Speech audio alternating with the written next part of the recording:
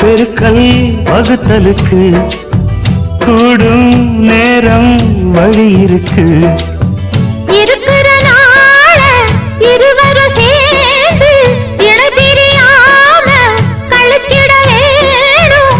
ஏதோ ஏதோ சொல்ல தோணும்.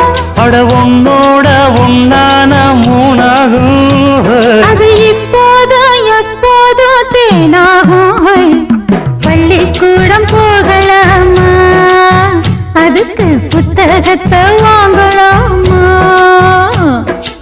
எல்லோருக்கும் நல்ல பாடம் சொல்லாமலே புரியும் பாடம்.